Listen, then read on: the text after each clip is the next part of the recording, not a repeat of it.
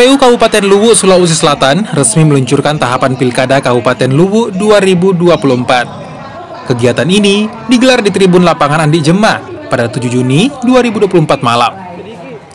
Dalam peluncuran tahapan Pilkada ini, KPU Luwu juga memperkenalkan buah tara, buah endemik Kabupaten Luwu yang menjadi maskot.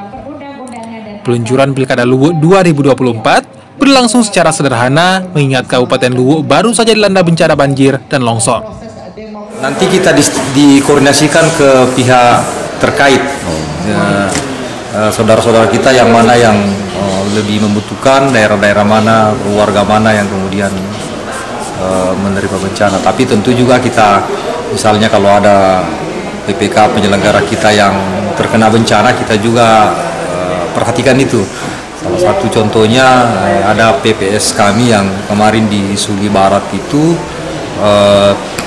tertimpa bencana, rumahnya hanyut di bawah air, salah satunya itu di antara, dan tentu juga saudara-saudara kita lain yang ada di Kecamatan Latimojo dan sekitar.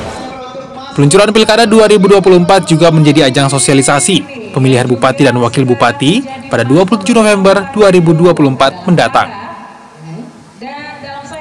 Amran Amir, Kompas TV, Luwu, Sulawesi Selatan.